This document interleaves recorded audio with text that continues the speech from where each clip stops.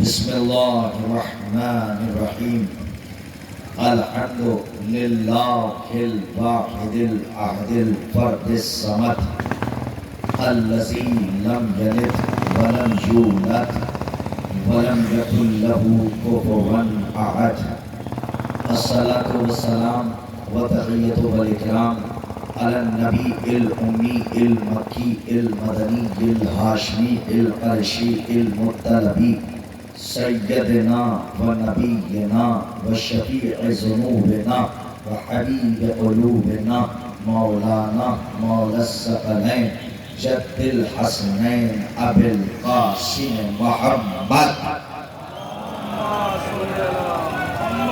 وعلى أهل بيته الطيبين الطاهرين المعصومين المظلومين المنتجبين المنتخبين ولعنة الله على أعدائهم ومنكري فضائلهم ومنكري مصائبهم ومنكري جلالتهم ومنكري شجاعتهم ومنكري طهارتهم ومنكري زيارتهم ومنكري اسمتهم ومنكري عظمتهم ومنكري سيادتهم ومنكري ولايتهم وغاصبي حقوقهم ومنكري عطشهم أجمعين من يومنا هذا إلى قيام يوم الدين أما بعد فقد قال الله سبحانه وتعالى في محكم كتابه الكريم بسم الله الرحمن الرحيم ما كان محمد أبا أحد من رجالكم ولكن رسول الله وخاتم النبيين صدق الله العلي العظيم صلوات والدعوات ملک غیرت ملک حیا عالم غیر معلمہ عقیلہ بنی ہاشم نے جو تحفظ شعور کربلا کیا تو ہمیں فرش عزا جیسی نعمت سے نوازا اور حکمت بی بی زینب کبریٰ سلام اللہ کے علیہ یہ بھی تھی کہ چاہتی تو مدینے میں جا کر فرش عزا بچھاتی لیکن اپنے بھیا کے قاتل کے گھر میں بنیاد عزا رکھ دی کہ جہاں پہ موت کا خطرہ تھا، جہاں پہ تلواریں ننگی تھیں، جہاں پہ جان کا خطرہ تھا۔ اور روایتیں کہتی ہیں کہ جس وقت ماتم ہو رہا تھا تو دربار کا دروازہ کھلا تھا اور وہ ملاعین مفتی بیٹھے ہوئے تھے کہ جنہوں نے قتل امام حسین کا فتویٰ دیا تھا۔ ایسے ملاعین کے سامنے علی کی شیر دل بیٹی نے بنیاد عزاداری رکھی کہ جہاں پہ موت منڈرا رہی تھی، جہاں جان کا خطرہ تھا، جہاں پہ تلواروں کا سایہ تھا۔ ہمارے یہاں تین چیزیں حجت ہیں: قول معصوم، فعل معصوم، تقریر معصوم۔ قول معصوم جو معصوم نے کہا، فعل معصوم جو معصوم نے کر کے دکھایا یا کیا، تقریر معصوم جس عمل پر معصوم خاموش رہا۔ یہ ہے حدیث کی ایک قسم۔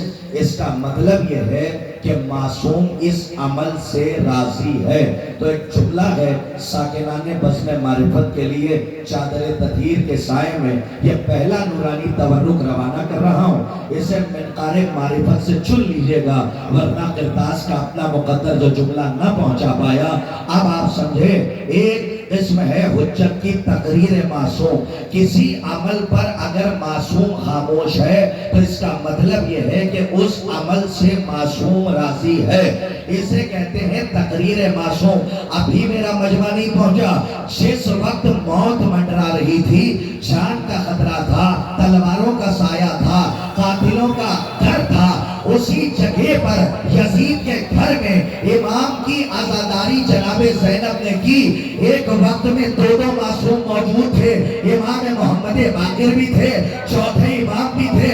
ان دونوں معصوم کا خاموش رہنا اس بات کی تقریر ہے کہ عزاداری میں تقیہ نہیں کیا جاتا۔ کاش کے بعد واضح ہو جائے، صلوات بلند آواز سے بڑھیا بڑی تیزی سنا دو۔ ہمارے علی ندیر تشریف فرمائے، میں ان سے ایک بات پوچھ سکتا ہوں، ان سے بات میں پوچھ لیجئے گا۔ آپ کے پیش نماز ہے، جتنے بھی آیات اعظام ہیں، جتنے بھی ہمارے علماء کرام ہیں، سب اس بات پہ متفق ہیں کہ اگر جان کا خطرہ ہو تو حج پہ جانا آپ کا جائز نہیں ہے، کیونکہ جان جہاں جا رہی ہو وہاں پر آپ پہنچے نہیں، جہاں میں پہنچانا چاہ رہا ہوں۔ یہ شریعت کا مسئلہ ہے صاحب، یہ کوئی کھلواڑ نہیں ہے، یہ کوئی مذاق نہیں ہے۔ جتنے بھی علماء ہیں اس بات پہ متفق ہیں کہ اگر جان جانے کا خطرہ ہو تو واجب ترک کر دیا جاتا ہے اور جان کو بچا لی جاتی ہے۔ اب میں کیا کروں کہ بزرگوں کی تاریخ لکھی ہوئی ہے کہ حسین کی زیارت کرنے کے لیے کربلا کوئی اولاد دے کر گیا، کوئی ہاتھ کٹوا کر گیا، کوئی خاندان لوٹا کر گیا۔ اب جا کے علماء سے پوچھئے گا کہ جہاں پہ تحفظ کی بات آ جائے وہاں واجب تو ترک ہوتا ہے لیکن مستحب ترک نہیں کیا جاتا۔ صلوات پڑھیے محمد و آل محمد پر آواز۔ یہاں سے لے کر حوض علمیہ قوم مقدس، وہاں سے لے کر حوض علمیہ نجف اشرف، وہاں تک کی حقیر طالب علم کی ذمہ داری ہے کہ یہ جملہ جو میں نے کہا ہے بڑی ذمہ داری کے ساتھ کہا ہے کہ یہی وجہ ہے کہ زیارت کربلا کے لیے کہا گیا کہ آپ قرض لے کر جائیے۔ زیارت کربلا کے لیے ہے، اور اگر آپ مقروض ہیں تو آپ حج نہیں کر سکتے جب تک کہ مستطیع نہ ہو جائے۔ بہرحال یہ دو باتیں آپ تک پہنچانی بہت ضروری تھی، اس لیے میں نے عرض کر دی مقدمے کے طور پر۔ قرآن مجید میں اللہ کا ارشاد ہے، بڑی تیزی سے مجھے آگے بڑھنا ہے لیکن اپنی توجہات کے رہوار کو بڑی تیزی سے دوڑاتے ہوئے باب شہر نجف تک پہنچیے تاکہ آپ تک میں مقتل کا سینہ چیر کے ولایت کے موتی میں آپ تک پہنچا سکوں، اور آپ تھوڑا سا ولایت کا جو رنگ ہے وہ چہرے پہ دکھائیے گا۔ قرآن مجید ہے، کوئی ہوائی بات نہیں ہے کہ 70 فرقے کا مسلمان کہ جو لا الہ الا اللہ محمد رسول اللہ کا ورد کرتا ہے کہ وہ قرآن کی ہر آیت کو مانتا ہے۔ ارشاد ہو رہا ہے ما کان محمد ابا احد من رجالکم ولکن رسول اللہ وخاتم النبیین۔ سنو، محمد تم مردوں میں سے کسی کا باپ نہیں ہے، ولکن رسول اللہ، لیکن اللہ کا رسول ہے، اور نبوت اسی پہ ختم ہے۔ انبیاء میں اس سے پہلے نہیں آیا، یہ پہلی مرتبہ آیا۔ اب دیکھنا چاہتا ہوں کہ آپ اپنے فکر کے طائر کو کتنی معراج پہ لے جاتے ہیں۔ اب میں کیا کروں مسلمانوں، یہ قرطاس کربلائی کی کتاب نہیں ہے، اللہ کا کلام ہے۔ جو خدا ایک جگہ پہ کہہ رہا ہے کہ محمد تم مردوں میں سے کسی کا باپ نہیں، وہی خدا اپنے محمد سے مباہلے میں کہہ رہا ہے کہ ان سے کہیے کہ اپنے بیٹوں کو لائے۔ تھوڑا سا جا کر سنیے گا کہ اپنے بیٹوں کو لائے، ہم اپنے بیٹوں کو لائے۔ دوسری بات سن لیجیے، بہت اہم بات ہے، اگر آج کی مجلس میں عرض نہ کر سکا تو سمجھتا ہوں کہ اس کے بعد پتہ نہیں سانسوں کا کیا بھروسہ ہے، جب تک کہ وہ چاہتے ہیں تب تک سانس چل رہی ہے۔ اور آپ کی خدمت میں ایک بات عرض کر دوں کہ تکلفات کے دھاگوں سے آواز کو آزاد رکھا کیجئے، اس لیے کہ جناب سلمان محمدی، ارے جائیے صاحب، جو لوگ اشکالات کرتے ہیں شاید کتابوں کا تھوڑا بھی مطالعہ نہیں کرتے، چاہیے 2 کتابوں کے حوالے طالب علم دے رہا ہے، ہاں چاہیے جا کے پڑھیے گا، خود نفس الرحمان فی فضائل جناب سلمان محمدی، اور مقبول صاحب کی کتاب ہے جناب سلمان محمدی، اس میں جناب سلمان کے واقعات موجود ہیں۔ کسی نے سوال کر لیا، جناب ابو ذر نے غالباً پوچھا کہ سلمان یہ بتاؤ کتنا بولنا چاہیے انسان کو، کتنا خاموش رہنا چاہیے؟ سلمان نے کہا کہ بہتر تو یہ ہے کہ انسان پوری زندگی خاموش رہے، لیکن بات جب علی کی آ جائے، صلوات پڑھیے محمد و آل محمد پر آواز۔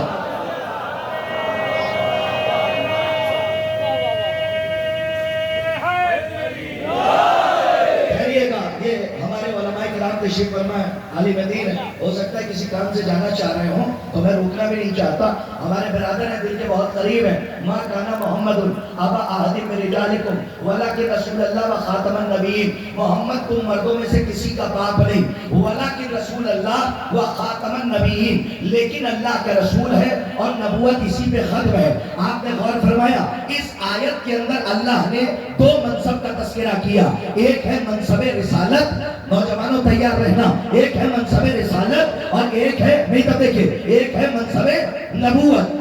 2 تذکرہ ہے نا، ولیکن رسول اللہ و خاتم النبی، ایک ہے منصب رسالت اور ایک ہے منصب نبوت۔ اب آئیے 3 لفظوں میں سنیے، اگر میں نے شجرے پڑھنا شروع کیے تو شاید کہ 4 گھنٹے نکل جائیں، تو خاندان رسالت اور نبوت پہ بات ہو تو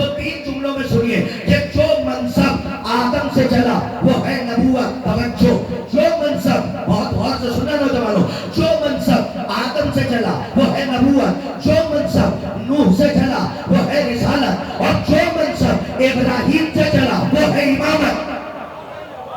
بہت غور سے سنیے گا, ایک تحلیلی گفتگو ہے, اس لیے کہ میں جملوں پہ مجلس پڑھنے کا عادی نہیں ہوں, معاف کیجیے گا. جب تک کہ ایک موضوع کا آسمان آپ کی فکر کی جھولی میں رکھ کے نہ چلا جاؤں, میں چاہتا ہوں کہ نوجوانوں تک معرفت آل محمد کا ایک آسمان پہنچے, تاکہ ان کو کہیں نہ کہیں فیوچر میں فائدہ ہو اور یہ جواب دیں. اس لیے کہ یہ وہ یونیورسٹی ہے کہ جہاں سے شاہین نہیں بنتے ہیں, بلکہ یہاں سے پڑھ پڑھ کے کوئی بلال بن جاتا ہے, کوئی عمار یاسر بن جاتا ہے, کوئی بہلول بن جاتا ہے. تو اس یونیورسٹی کی ذرا سی آپ اہمیت کو سمجھیے کہ جہاں سے نکلنے کے بعد لوگ دشمنوں کو جواب دیتے ہیں, آل محمد کے دشمنوں کو جواب دینا ہے, تو آپ ایسی چیزوں کو سننے کی عادت ڈالیے کہ جو آل محمد کے دفاع کی چیزیں ہو, کہ جو آل محمد کے دفاع میں جواب دینے کے نوجوان لائق ہو جائے.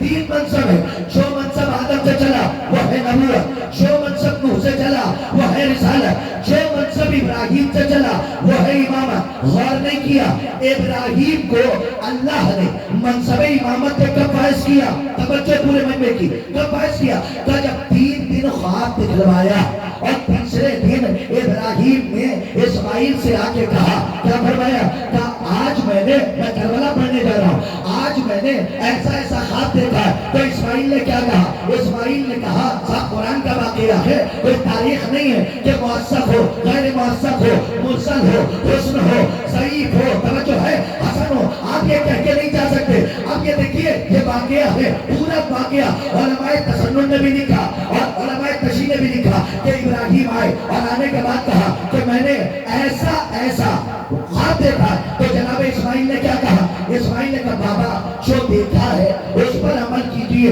انشاءاللہ آپ صبر کرنے والوں میں سے پائیں گے. اب یہاں سے آپ کی ذمہ داری بڑھا رہا ہوں. اب سنیے صاحب, جیسے ہی لے کر مینا میں پہنچے, آنکھوں پہ پٹی باندھی, کچھ نادان لوگوں نے یہ کہہ دیا کہ ابراہیم ڈر گئے تھے, لیکن شاید انہیں نہیں پتا جو ڈر جائے وہ نبی نہیں ہوتا. یہ الگ بات ہے کہ کوئی پہلو میں بیٹھ کے ڈر کے رونے لگے. میں کاش کے بعد واضح ہو جائے, کوئی پہلو, ارے تاریخ کی برگردانی کرنے والے بیٹھے ہیں, کوئی پہلو میں بیٹھ کے کچھ دیکھ کر رونے لگے, لیکن نبی نہیں ڈرتا. تو پٹی کیوں باندھی تھی؟ توجہ, پٹی اس لیے باندھی تھی کیونکہ ایک باپ کا بیٹے سے محبت کا تقاضا تھا, اس لیے آنکھوں میں پٹی باندھی. لیکن صاحب کیا ہوا؟ شہید میں تو بڑا فیصلہ ہے, ایک لفظ سے فیصلہ کروں گا, توجہ رکھیے گا. کیا ہوا؟ کہ جیسے ہی چھری چلائی اسماعیل بچ گئے, دمبا ذبح ہو گیا, بیچارہ مسلمان پھنس گیا. ارے انبیاء کے محترم صاحبان, میں نے جملہ کہا, آپ نے نہیں محسوس کیا؟ میں ہوائی باتیں کرنے کا عادی نہیں ہوں, جب تک کہ بات قرآن سے, درایت سے, روایت سے نہ ہو, اور بڑی ذمہ داری کے ساتھ یہ بات کہہ رہا ہوں. ادھر اسماعیل بچے, دمبا ذبح ہوا, مسلمان پھنس گیا. کیسے پھنسا؟ کہ وہ سمجھ بیٹھا کہ یہی ذبح عظیم ہے, لیکن قرآن کی آیت کیا کہہ رہی ہے؟ وہ فتح نہ ہو بے ذبح عظیم. اب دیکھیں, نحوی اور صرفی گفتگو میں الجھانا نہیں چاہتا, میں موٹی موٹی بات سنیے تاکہ بچوں تک دلیل پہنچ جائے. وہ فتح نہ ہو بے ذبح عظیم, اللہ نے اس قربانی کو ذبح عظیم سے ملتوی کیا, کیونکہ ذبح عظیم کربلا والوں کی قربانی ہے. یاد رکھنا میرا چیلنج نوجوانوں, اور میں ابھی دو دن تک اسی اترالا میں ہوں, اگر کسی کو اشکال ہے تو فون کر کے سوال کر کے بات کر سکتا ہے. میرا چیلنج ہے اور ہمارے علماء کا چیلنج ہے کہ ذبح عظیم نہ دمبا ہو سکتا ہے, نہ اسماعیل ہو سکتے ہیں. ٹھہرو, ارے مسلمان سمجھ رہا تھا کہ اللہ نے اسماعیل کو بچایا ہے, اسماعیل کو نہیں بچایا, بلکہ سلب اسماعیل میں جو نور محمد تھا اللہ نے اسے بچایا. ارے تھوڑا سا ڈائریکٹ سلامات پڑھیے محمد آل محمد.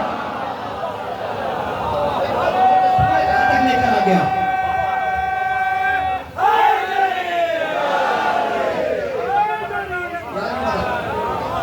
دیکھیں بہت غور سے سنیے, کیونکہ مجلس امام حسین ہے, تو اب یہاں سے کچھ دلیلیں دی جائیں. قرآن کی آیت کو غور سے پڑھیے, کیا آیت کہہ رہی ہے؟ وہ فتح نہ ہو, بہتر دیکھیے, وہ فتح نہ ہو بے ذبح عظیم. آہستہ سے ایک بات کہہ جاؤں, ہمت کر کے میدان میں اتر رہا ہوں اور ان کا ماننے والا ہوں کہ جو میدان سے کبھی بھاگے نہیں.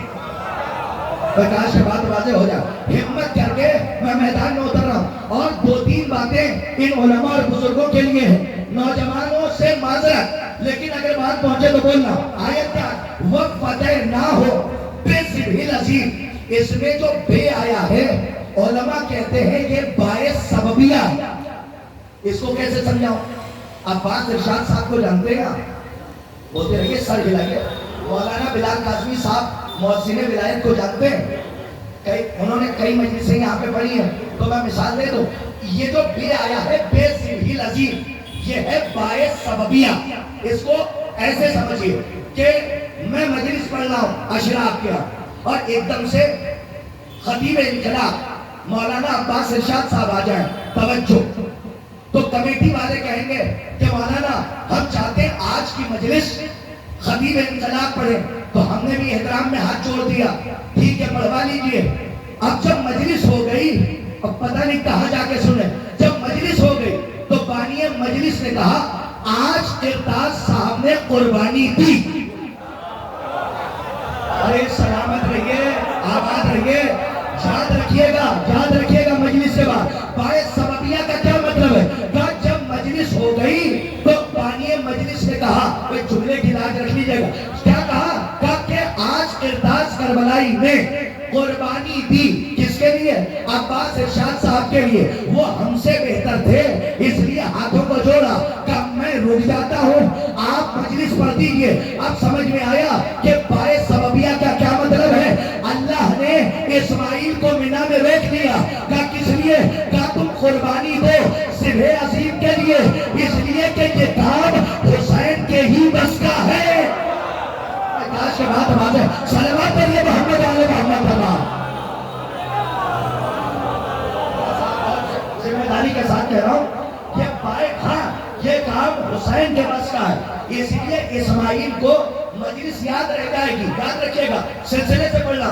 پر جیسے ہی قربانی قبول ہوئی، اٹینشن، کیسے قبول ہوئی؟ کیا اسماعیل سے ذبح ہوا؟ کہا نہیں، دمبا ذبح ہوا.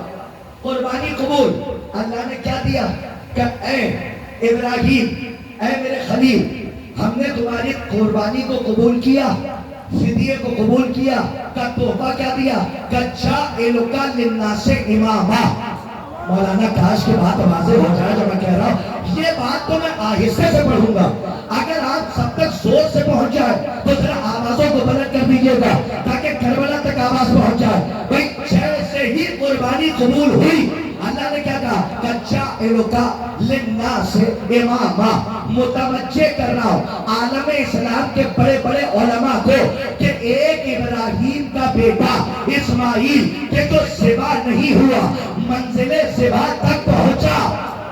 ارے انبیاء والوں کو کچھ کہنا چاہ رہا ہوں. ایک ابراہیم کا بیٹا کہ جو ذبح نہیں ہوا، منزل ذبح تک پہنچ گیا، تو اللہ نے اس کی قربانی کو قبول کر کے اسے امام بنا دیا. تو اب مسلمانوں سے سوال ہے، کربلا میں علی کے بیٹے حسین کے لیے کیا خیال؟ صلوات پڑھیے محمد و آل محمد.